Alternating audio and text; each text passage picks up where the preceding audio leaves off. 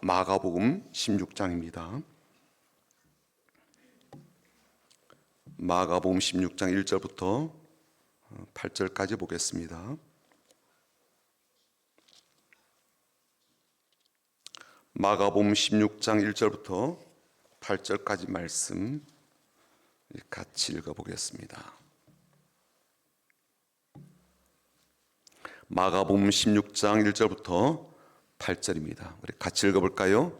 안식일이 지나매 막달라 마리아와 야고보의 어머니 마리아와 또 살로메가 가서 예수께 바르기 위하여 향품을 사다 두었다가 한 식구 첫날 매우 일찍이 해 돋을 때에 그 무덤으로 가며 서로 말하되 누가 우리를 위하여 무덤 문에서 돌을 굴려주려 하더니 눈을 들어본즉 벌써 돌이 굴려져 있는데 그 돌이 심히 크더라. 무덤에 들어가서 흰옷을 입은 한 청년이 우편에 앉은 것을 보고 놀라매 청년이 이르되 놀라지 말라. 너희가 십자가에 못 박히신 나사렛 예수를 찾는구나. 그가 살아나셨고 여기 계시지 아니하니라. 보라, 그를 두었던 곳이니라. 가서 그의 제자들과 베드로에게 이르기를 예수께서 너희보다 먼저 갈릴리로 가시나니 전에 너희에게 말씀하신 대로 너희가 거기서 배우리라 하라 하는지라. 여자리 몹시 놀라 떨며 나와 무덤에서 도망하고 무서워하여 아무에게 아무 말도 하지 못하더라. 아멘. 오늘은 주님께서 부활하신 날을 기념하는 부활주일입니다. 주님께서 살아나셨고 지금도 살아계셔서 우리와 함께 하시고 우리의 기도를 들으시고 또 우리를 위해서 일하신 줄 믿습니다. 오늘 그래서 선포하는 그러한 인사를 좀 해볼 텐데요. 우리 예수님이 살아나셨습니다. 한번 그렇게 선포하면서 인사해 볼까요? 우리 예수님이 살아나셨습니다. 우리 예수님이 살아나셨습니다. 우리 예수님이 살아나셨습니다. 한 번 더 우리가 축복하며 또 선포하며 인사할 텐데 이번에는 우리 주님이 살아계십니다. 한번 그렇게 인사해 볼까요? 우리 주님이 살아계십니다. 우리 주님이 살아계십니다. 우리 주님이 살아계십니다. 그 주님께서 지금도 우리와 함께 하시고 이 예배를 받으신 줄 믿습니다. 기독교에 있어서 제일 신나고 좋은 날을 꼽으라고 한다면 성탄절과 부활절을 꼽을 수가 있을 겁니다. 우리의 구원자 되시고 세상의 주관자 되시는 주님께서 이 땅에 오신 날인 성탄절 얼마나 좋은 날일까요? 또 그리고 그 주님께서 우리 위해서 고난도 당하시고 십자가의 죽음도 당하셨지만 강력한 힘으로 일어나신 이 부활절, 이 두 날은 기독교의 절대적인 상징의 날이기도 하고 또 더불어서 강력한 은혜가 담겨있는 날이기도 합니다. 더불어서 세상을 향해서도 기쁨과 또 감사함으로 선포할 수 있는 그런 날이기도 하죠. 그래서 기독교를 기독교답게 하고 교회를 교회답게 하는 날이라고 저는 그렇게 생각을 합니다. 그 중에서는 더욱더 우리를 강력한 복음의 전달자로 세워주는 날을 꼽으라고 한다면 단연코 부활주일, 부활절이라고 생각합니다. 우리의 죄를 씻어주시고 우리를 하나님 백성으로 삼아주시기 위해서 십자가를 지셨고 또 처참하게 십자가에서 죽으셨지만 어느 누구도 예상하지 못한 방법으로 부활하셔서 지금도 세상의 주인 되시고 만왕의 왕이 돼서 다스리시는 이 부활주일은 우리를 당당하게 하고 담대하게 한 그런 날이기도 합니다. 하지만 아이러니하게도 이 교인들 중에는 이 날조차도 뭐 다른 날과 다를 바가 없다라고 그렇게 여기고 생각하는 그런 분들도 계시다고 생각이 됩니다. 아닌 말로 오랫동안 기도하면서 가족 가운데 교회로 나오기를 바라는 그런 고민했던 식구들을 생각한다면 또 지금도 예수 믿기를 거부하거나 혹은 안 믿는다고 그렇게 부정적으로 대응하는 그런 지인들을 생각하면 부활주일도 그렇게 큰 의미를 두지 못하게 되더라고요. 주님께서 부활하셨다고 하는데 이까짓것 이 사람이 영혼 하나 구원하지 못하나 그런 마음 때문에 그래요. 부활하시면 뭐하나 이 사람의 마음 하나 바꾸지 못하는 걸 그런 마음이 들다 보니까 그렇게 부활주일이 감격스럽게 생각되지가 않는 겁니다. 죽음에서 부활까지 하신 분이신데 죽은 것도 아니고 지금 살아있는 이 사람의 영혼, 이 사람의 그 마음에 담겨야 될 믿음 하나 그렇게 심어주는 게 어려우시나 그런 생각이 드니까 그렇게 기쁘기만 여기지는 않는 거예요. 그러니까 세상이 이렇게 부활에 대해서 부정적으로 반응하는 것, 이것도 우리의 마음이 좀 어렵긴 하지만 실상 내 마음에도 이런 생각들이 담겨져 있다 보니까 주의 부활하심이 크게 혹은 놀랍게 여기지는 않는 거죠. 정말 인생을 걸고서라도 꼭 우리가 전해야 돼, 그런 복음처럼 그렇게 우리의 마음에 심겨지는 않습니다. 예수님께서 부활하신 것이 안 믿겨진다는데 어떻게 하겠습니까? 하나님의 살아계심이 안 믿어진다고 하는데 어떻게 하겠냐고요. 하지만 다행스러운 것은 이게 우리 가족들의 모습만이 아니에요. 지인들의 반응만이 아니라는 겁니다. 사실 예수님의 제자 중에는요, 도마 같은 사람도 있었잖아요. 본인이 직접 눈으로 봐야 되겠다는 거예요. 예수님의 그 손에 못자국 난 것을 본인이 직접 눈으로 확인해야 되겠다는 겁니다.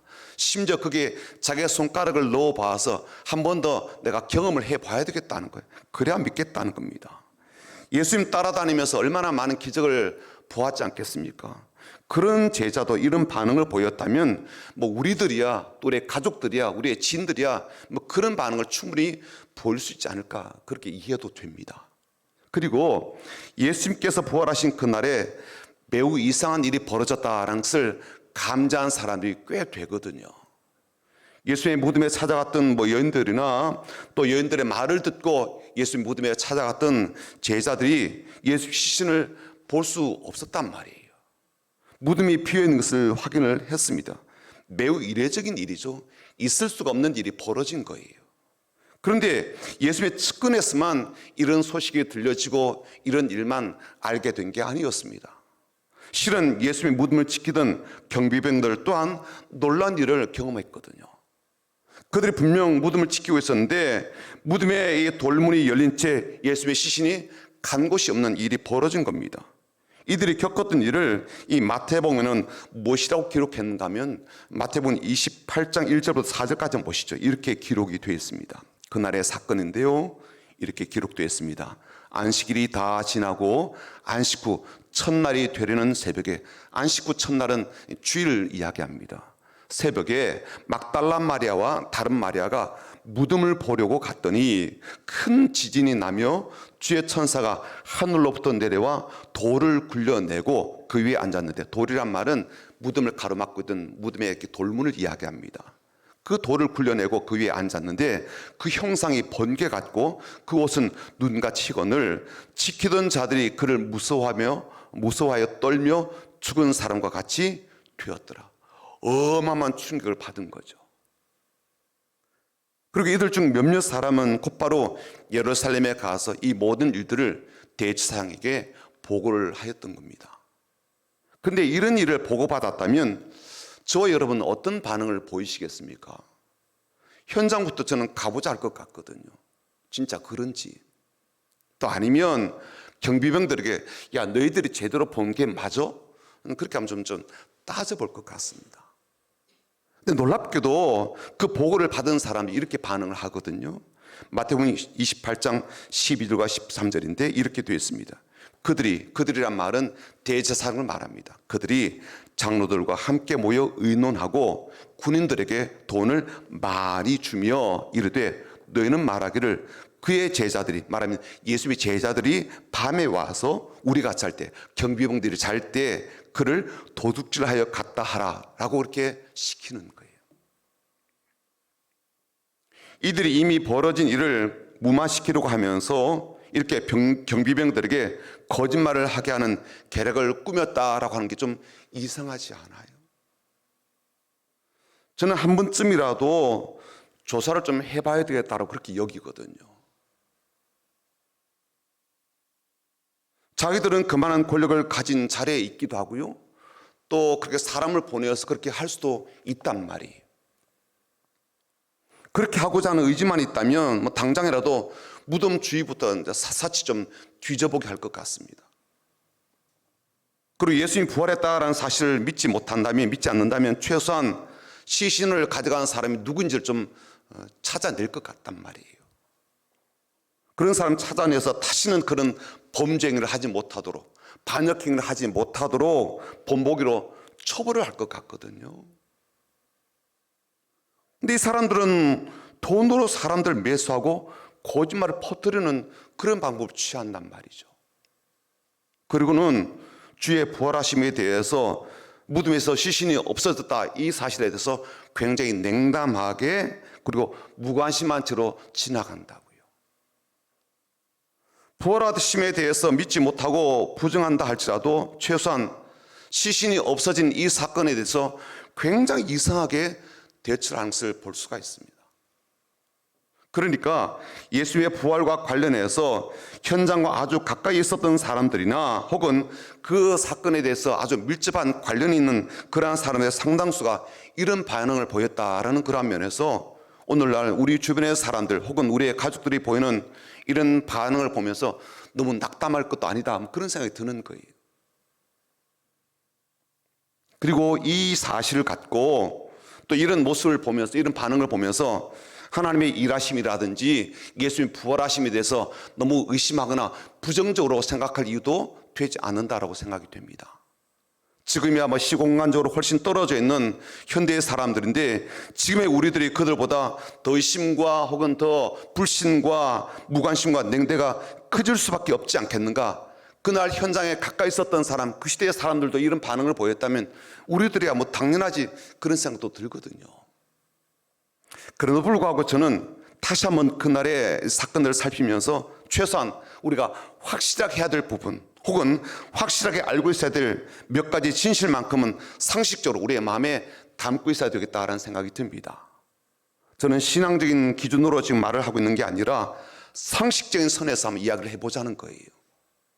말하자면 우리가 가진 일반적이고 상식적인 그런 수준에서 최소한 진실은 알고 있어야 되겠다 그런 마음가짐인 겁니다. 그 진실이 믿어지길 바라는 마음이긴 하지만 믿어지지 않더라도 최소한 그 진실에 대해서 객관적으로 좀 살펴보기를 바라는 마음에서 오늘 말씀을 준비했습니다. 한번 그 말씀을 나눠보죠. 첫 번째 진실인데요, 예수의 시신이 안치가 되어 있던 무덤이 비어 있었다는 거예요.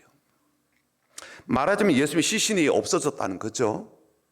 이건 여인들이나 예수의 제자들이 말하는 것만 아니라 그 당시에 대상이라든지 경비병들도 했던 말이에요.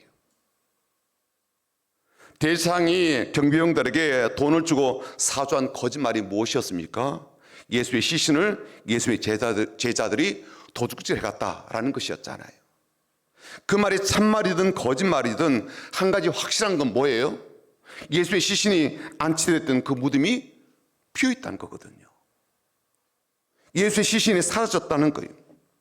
더 놀라운 일은 뭔지 아십니까? 두 번째 진실인데 그 이후로부터 지금까지 어떤 사람도 어떤 역사가도 어느 누구도 예수의 무덤이 이렇게 어떻게 되었는지 아무도 말을 하지 않는다는 거예요. 다들 침묵을 지키고 있다는 거예요.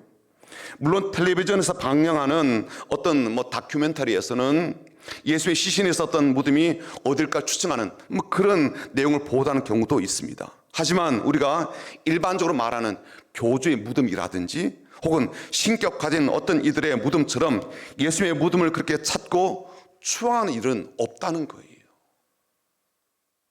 아닌 말로 그 당시에 예수님을 따라다녔던 사람들이 한둘이 아니잖아요. 예수님께 자신의 무덤을 제공했던 아리마대 사람 요셉도 있고요. 또 그날 예수의 시신을 같이 모시고 와서 장례를 치를 때 도와줬던 니고데모도 있거든요. 나사렛에서부터 찾아온 여인들은 물론이고 예루살렘의 수많은 사람들 가운데 예수님을 추앙한 인물들이 적지가 않습니다. 근데 어느 누구도 그 무덤에 대해서 관심을 갖거나 추앙하고 추모하는 사람들이 없다는 거예요. 아무도 예수님께서 묻히신 그 무덤을 찾지 않는다고요. 이렇게 수많은 사람들이 예수를 믿는데 왜 지금까지 그 무덤을 찾지 않는가라는 거죠. 무덤이 있으면 신앙심이 떨어지나요? 아니죠. 부처님이든 마호메시든 신적인 존재로 추앙받는 그런 분들의 무덤이 있어도요, 그들의 죽음을 기리면서도 그들의 가르침에 대한 신앙이 약화되거나 사라지지 않더란 말이에요. 마찬가지로 예수님도 죽으신 그 시신이 있는 무덤이 있다 할지라도 그분이 하신 말씀이 있고 또 그분이 살아내신 삶이 있고 인류를 위해서 십자가에서 죽으신 그 사건이 있기에 오히려 다른 이들처럼 그렇게 추앙하고 예배하지 않겠습니까? 무덤이 있다 할지라도 그렇게 무덤에 찾아와서 애도하며 더욱더 믿음을 키워내는 그러한 일을 하지 않겠습니까? 우리도 그렇게 살아야지, 그런 마음으로. 그런데 이상하게도 어느 누구도 예수님 무덤에 대해서 이야기를 하지 않는다는 거예요. 세 번째 진실이요, 예수님에 대한 소식, 특히 예수님의 죽으심과 부활하심에 대한 이야기가 왜 예루살렘에서부터 강력하게 그렇게 시작되고 확산되었을까라는 점입니다. 예수님 당시에 많은 사람들은 예수님이 어디 출신인지를 다 알았어요. 북쪽의 갈릴리 나사렛 출신을 다 알고 있었습니다. 그래서 나다나엘이라는 사람은요, 나사렛에 무슨 선한 일이 날 수가 있을까, 그렇게 비아냥거리며 말을 했던 일도 있었거든요. 그러므로 예수님의 출신에 대해서 대부분의 사람들 다 알고 있었다고요. 그렇다면 예수님의 고향이었던 이 갈릴리, 예수님의 사역의 시작점이었던 이 갈릴리가 아닌 왜 예루살렘이 예수님에 관한 이 부활의 강력한 소식이 증거되는 시작점이 되었는가라는 거예요. 왜 사람들은 예루살렘으로 모여들었을까요? 제자 중에 어떤 사람은요, 자기 고향인 엠마오로 가다가 다시 예루살렘으로 돌아온 일도 있었거든요. 예수님이 30년 동안 살아오시면서 그분의 정신이 깃든 곳이 어딜까요? 갈릴리 나사렛이죠. 그분의 생애가 고스란히 남아있는 그러한 곳이 갈릴리 나사렛 아닙니까? 근데 이 나사렛에서 예수님에 대한 교훈이 시작되거나 확산되지가 않고 오히려 예루살렘에서 확산이 되고 왜 사람들이 예루살렘으로 모여드는가라는 거예요. 부활의 놀라운 소식을 부정할 수 없는 어떤 그런 사건이 예루살렘에서 발생하지 않고는 그렇게 할 이유가 없지 않아서 그렇게 된 것은 아닐까라고 한번 추측을 해보는 거죠. 자, 그런데 이 세 가지 진실의 중심에 서 있는 사람들이 있습니다. 바로 여인들인데 오늘 마가복음 보면 이 여인들의 이름까지 기록해 두었어요. 1절 한번 보시죠.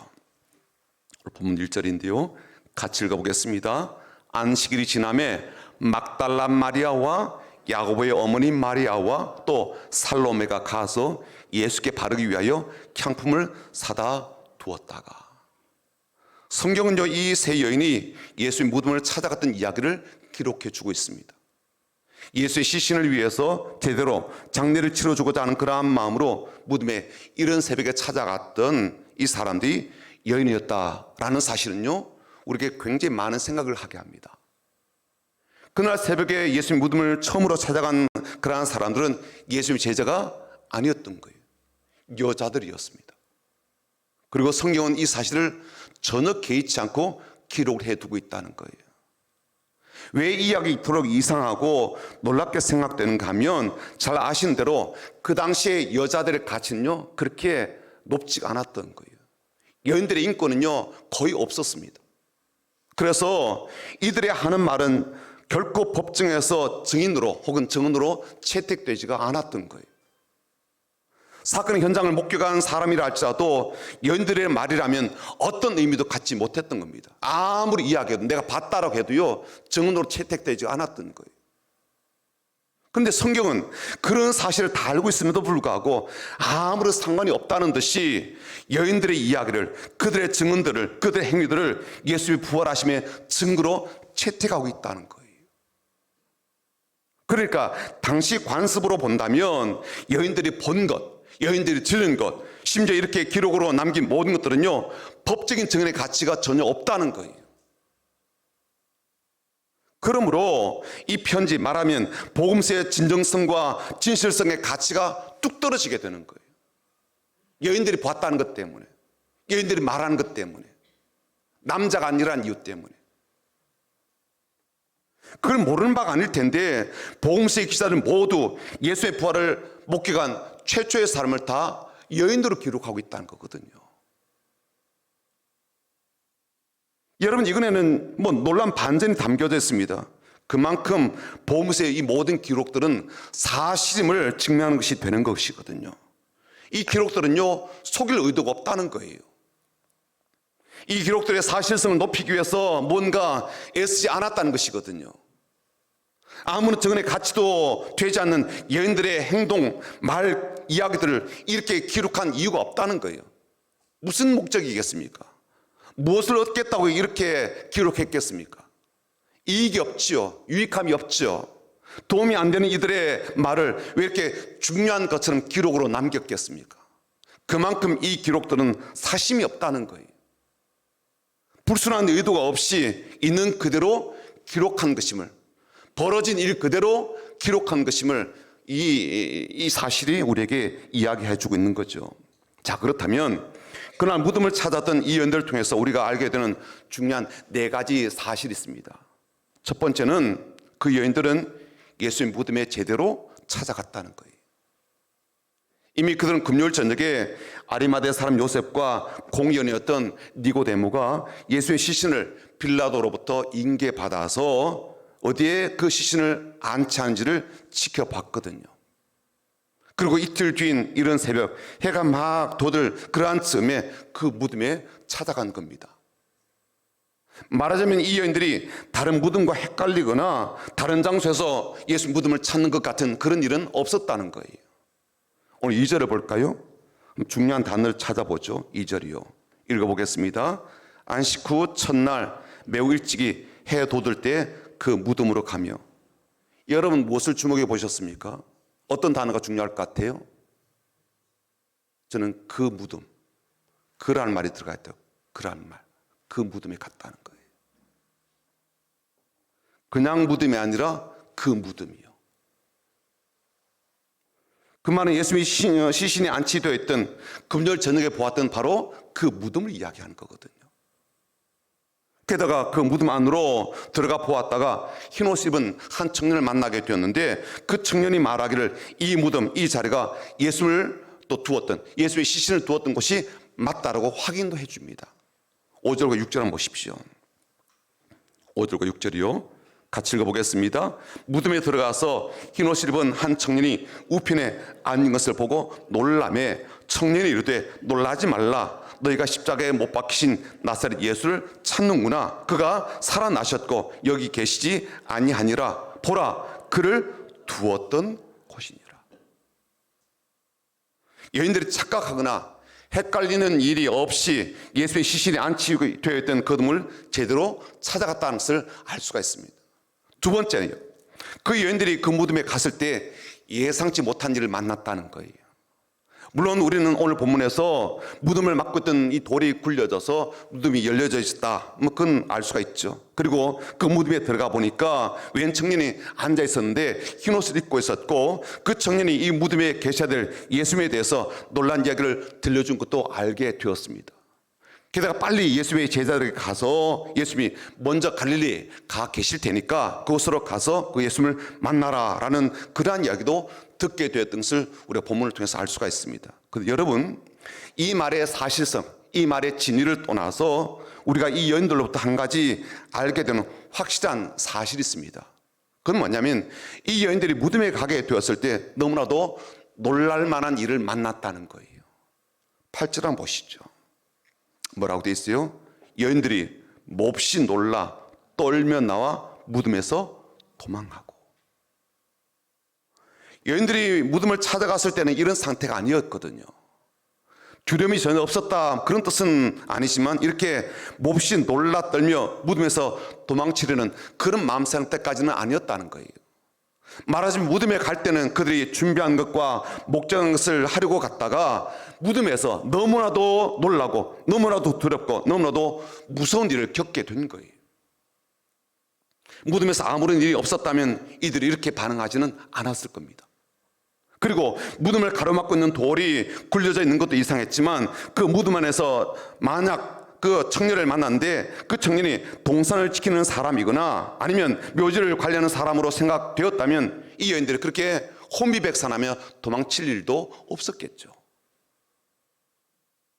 만약 그날 새벽에 여인들이 전혀 예상하지 못한 그런 어떤 존재를 만났다면, 만약 위대한 거룩한 그런 존재를 만났다면, 실제로 죽은 자가 살아난 그런 모습으로 나타났다면 충분히 이런 반응을 볼 수 있었지 않을까요? 그렇지 않다고 하더라도 그 청년을 보고서라도, 그리고 그가 전해준 그 말을 듣고서라도 깜짝 놀라고 너무나도 두려운 나머지 그 무덤에서 도망칠 수밖에 없었지 않을까요?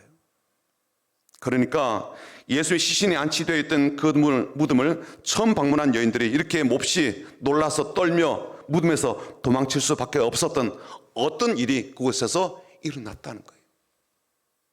세 번째요, 이 여인들이 무서워서 아무개도 아무 말도 못했다는 점입니다.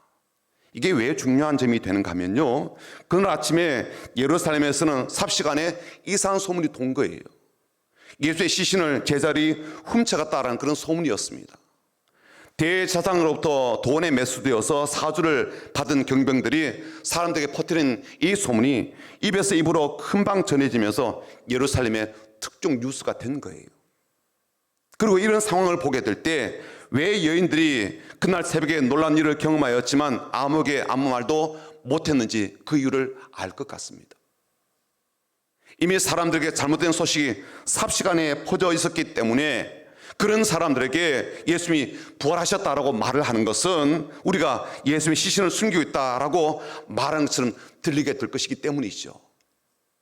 그리고 그렇게 말하는 자신들이 예수의 시신을 훔쳐서 숨긴 죄인으로 체포가 되어서 어떤 무시무시한 고통을 당하게 될지 모를 일이었기 때문입니다. 그래서 예수의 부활을, 그리고 그날 그들이 무덤에서 보았고 경험했던 그러한 일들을 함부로 말을 할 수 없었던 것이죠. 네 번째, 그 이후 예수의 제자들은 여인들의 말을 통해서 예수의 부활을 알게 된 게 아니라 부활하신 예수님을 갈릴리 바닷가에서 그들이 직접 만나고 경험하고 나서 알게 되었고 확신하게 되었다는 점입니다. 비록 여인들이 예수의 부활을 알게 된 첫 번째 증인들이었지만 예수의 제자들이 그 여인들로부터 무덤에서 있었던 일들을 듣게 되고 그리고 그 이야기를 알게 되었지만 예수의 제자들이 예수의 부활에 대해서 확실하게 믿게 된 것은 그들이 부활하신 주님을 직접 만났기 때문이에요. 베드로가 그 주님을 만난 자리에서 주님으로부터 다시 하나님의 양들을 돌보고 양육하라는 사명을 부여받은 일도 있었거든요. 말하자면 제자들도 예수님이 부활하신 것을 간접적으로 이야기를 듣고 알게 된 게 아니라 자신의 눈으로 직접 보고 체험하여 알게 되었다는 점입니다. 사랑하는 여러분, 오늘 제가 여러분과 함께 나눈 이 내용은 성경에 나오니까 무조건 믿어라, 무조건 사실이다, 뭐 그런 게 아니에요. 역사적으로 실제로 있었던 일들의 설명이었습니다. 편견을 배제하고 종교적인 맹신자들의 기록이라는 그러한 생각들은 가부적 배제한 채 역사적으로 사실에 입각한 것들만 제가 말씀을 드렸습니다. 근데 이야기하면 이야기할수록 이상한 것들이 너무 많은 거예요. 그리고 이상하다고 하는 것들은요, 부활이 있었음을 강조하는 쪽으로 자꾸만 기울어지는 것을 우리가 깨닫게 됩니다. 덮어놓고 믿는다거나 덮어놓고 나는 안 믿는다거나 그렇게 하지 않는 이상 이 상황들을 설명한 이 내용들, 기록물들, 역사들을 종합하여 살펴보아도 예수의 죽으심과 그 이후 사흘간의 이야기 속에서 우리는 너무나도 특이한 일들을 계속 보게 되는 거예요. 오늘 여러분들은 이 이야기를 들으면서 어떤 결론을 내리셨습니까? 주님께서 부활했다는 사실을 확신한 분들도 계시겠지만 아직 결론 내리지 못한 채 생각이 많아진 그런 분들도 계실 거예요. 저는 그런 분들에게 좀 더 조사해 보라고 좀 권면해 드리고 싶은 거예요. 좀 더 알아보라고. 성경에 나와 있는 예수의 부활에 대한 이야기는요, 몇 장이 되지 않습니다. 각 복음서의 그 끝부분 한 장, 두 장 정도밖에 되지 않아요. 그러니까 몇 장 되지 않으니까 읽어보면 되거든요. 성경의 기록들을 뭐 제자들이 쓴 책이다 혹은 종교인들이 쓴 신앙 서적이다 그런 정도로만 보지 말고 역사적으로 한번 따져보고 확실성을 평가한 책으로 한번 생각하고 그렇게 의심하면서 검토해 보자는 거예요. 왜 그렇습니까? 성경이 계속 부활을 이야기하고 있으니까 한번 따져보자는 거예요. 저의 결론은 명백합니다. 주님의 부활하심이 이 모든 의문들과 이상함을 자연스럽게 풀어주는 단서가 되니까요. 주님께서 다시 사신 그 사건이 없고는 오히려 더욱더 미궁에 빠질 수밖에 없으니까요. 그냥 나는 듣기 싫고 믿고 싶지 않다 그런 생각이 아니라면 한 번쯤 진지하게 이 질문을 붙잡고 성경을 한번 읽어보기를 권합니다. 바라기는 오늘 저 여러분이 우리 주님의 부활하심이 확실하게 온전하게 믿게 되어서 이 시대를 위한 혹은 이 시대의 사람들을 위한 부활의 증인으로 담대하게 살아가는 그러한 삶이 되기를 주님의 이름으로 축복합니다. 아멘. 우리 찬송가 165장